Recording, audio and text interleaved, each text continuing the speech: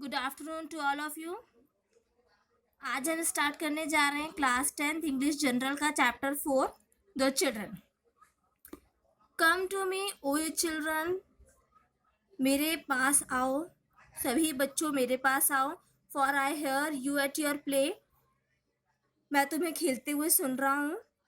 And the questions that perplexed me, और जो question मुझे हैरान किए हुए थे, हैव वेनिस्ड क्वाइट अवे, वो सब अभी गायब हो गए हैं।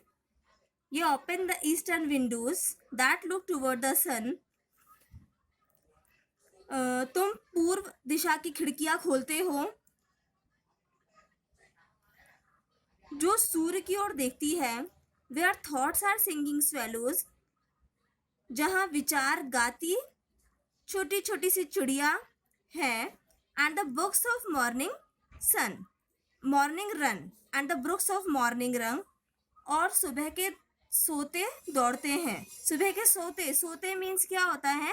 छोटी सी बर्ड। यहाँ पे ब्रूक्स मतलब होता है छोटी सी नदी है जो सुबह सुबह दौड़ लगाती है, सुबह सुबह तेजी से चलती है।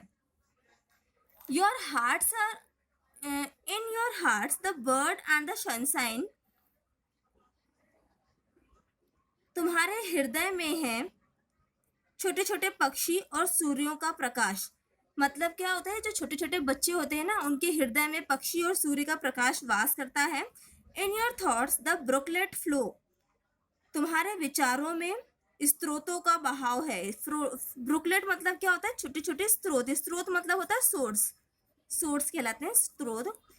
But in mind is the wind of autumn, परंतु तुम्हारे मन में पतझड़ की हवा है। ऑटम मतलब क्या होता है? पतझड़, पतझड़ की हवा है। And the first fall of the snow, और मौसम की पहली बर्फबारी है। स्नो मतलब होता है बर्फबारी, और मौसम की पहली बर्फबारी है। कम टू मी ओ ये चिल्ड्रन, बच्चों तुम मेरे पास आओ। And whisper in my year, whisper मतलब क्या होता है? कान में धीरे धीरे कुछ फुसफुसाना, धीरे धीरे कुछ बोलना, विस्पर कहलाता है फुसफुसाना। और मेरे कान में धीरे धीरे कुछ बोलो। What the bird and the winds are singing, पक्षी और हवा क्या गा रहे हैं? In your sunny atmosphere, तुम्हारे उजले हुए परिवेश में। उजले, उजले हुए, सन्नी मतलब क्या होता है? उजले, एटमॉस्फेयर मतलब वातावरण या परिवेश, वातावरण में। ठीक है, उसके बाद next line, for what you all are contrivings, क्या महत्व है हमारी सारी युक्तियों का? कॉन्ट्रीविंग्स मीन्स क्या होता है? युक्तियां, युक्तियां। And the wisdom of our books, और तुम्हारी पुस्तकों के ज्ञान का। व्हेन कंपेयर्ड विथ योर केयर्सेस, तुम्हारे प्यार भरे दुलार। And the gladness of your looks, और तुम्हारी आह्लादित दृष्टि के आगे। ग्लैडनेस मतलब क्या होता है? खुशी।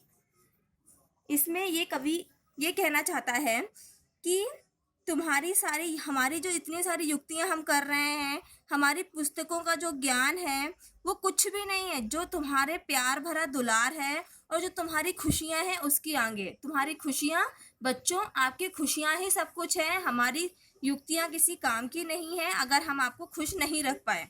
यहाँ पर कवि ये कहना चाहते हैं। Ye are the better than all the ballads, तुम सभी प्रेम गीतों से अच्छे हो। बैलाड्स मतलब क्या होता है? प्रेम के गीत, प्रेम गीत। दे दैट एवर वर संग और सैड, जो कभी गाया कहे गए हैं। फॉर ये आर लिविंग पोएम्स, क्या? क्योंकि तुम साक्षात जीवित कविता हो।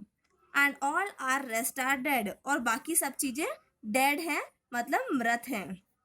यहाँ पर उन्होंने क्या कहा है कि तुम सभी प्रेम गीतों से अच्छे हो। हम लोग जो प्रेम के गीत गाते हैं उन सबसे अच्छी चीज ये है कि आप बच्चों, आप खुश रहो। जो कभी गाया कहे गए थे, जो भी हमने गीत गाए, प्रेम के गीत गाए, उन सबसे अच्छे आप बच्चे हो, क्योंकि तुम साक्षात जीवित कविता हो और बाकी सारी चीजें डेड हैं, वो मृत हैं। This poem is written by H.W. Longfellow, ये पोयम एच.डब्ल्यू. लॉन्गफेलो ने लिखी है और इस पोयम में उन्होंने बच्चों के बारे में बताया है। इस पोयम में उन्होंने ये बताया है कि जो बच्चे हैं वो सारे जगह खुशियाँ फैलाते हैं, जो लाइफ की परेशानियाँ हैं, जो चिंताएं हैं उनको दूर करते हैं।